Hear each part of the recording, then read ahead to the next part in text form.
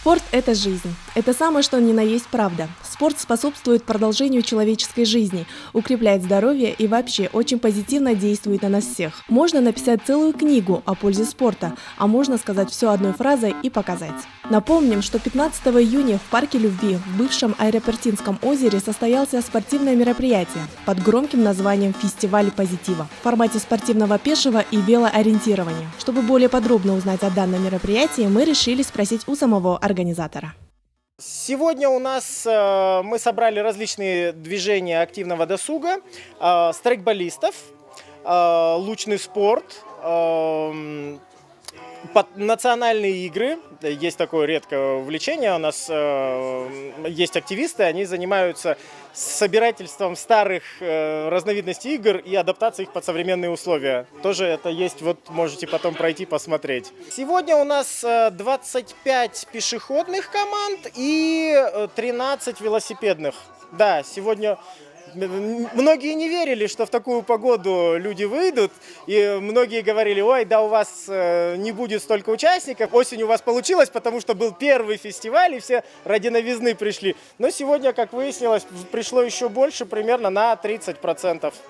Далее началась регистрация участников. Как вы заметили, участвовать в соревновании пришло огромное количество профессиональных спортсменов, да и просто любителей, для которых важна не сама победа, а результат, который они могут показать за короткое количество времени.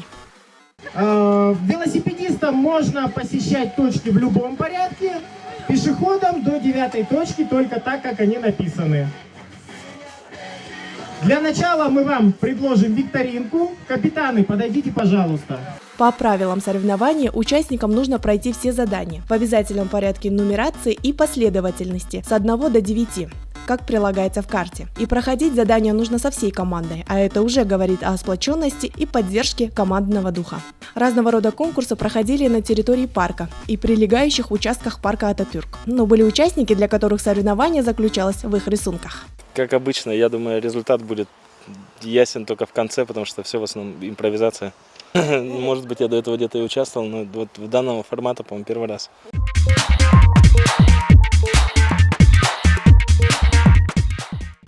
Затем мы подошли к одному из пунктов. Его задание заключалось в том, чтобы из подручных средств смастерить импровизированную удочку и с помощью его поймать необходимый предмет.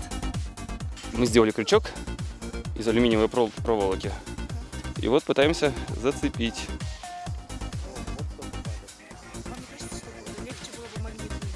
Нет, увы, не легче.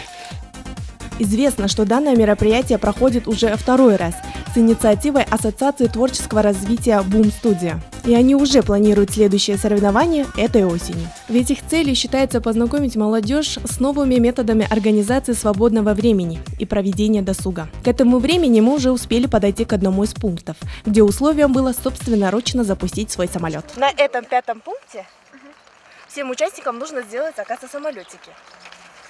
И вот я собственным опытом решила это сделать. И сейчас покажу вам на наглядном примере. Как хочу, да, делаю? Да, как хотите. Как вам удобно. Я постараюсь сделать так, чтобы было замечательно. Главное, чтобы полетел. Извините, получается сумбурно, но я тоже волнуюсь как участник. Попробую. Вот такой у меня получился реактивный задание.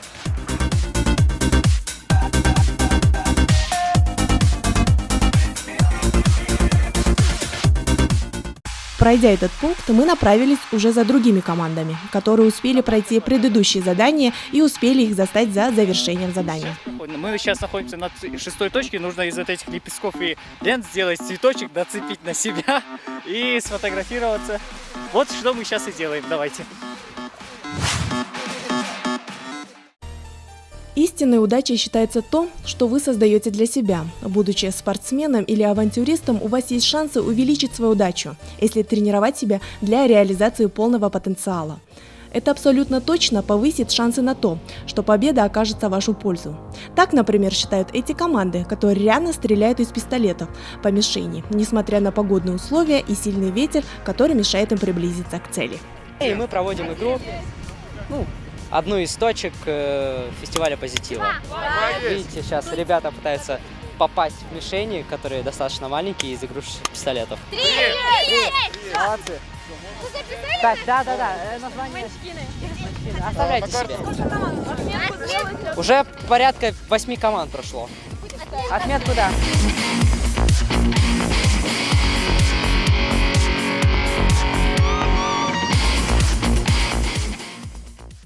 За чередой заданий и сжатого времени некоторые команды шли на отчаянные шаги, хотя для участников фестиваля позитива прыгать через заборы считается обычным делом. После всех пунктов, которые нужно было одолеть в срок и с командой прийти к месту отправной точки, победитель, точнее команда победителей, не заставила себя долго ждать и поделилась с нами своими впечатлениями. Да, мы пришли первые на этом празднике позитива, таком немножко суровеньком, дождливом.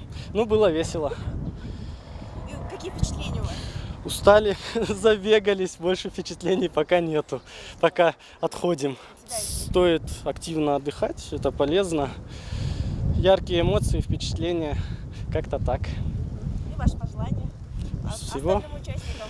Ну, чтобы дошли, потому что погода адская, бежать тяжело, под этим ветром. Главное, чтобы дошли спокойненько. Фестиваль позитива закончился концертом и выступлением одной музыкальной команды.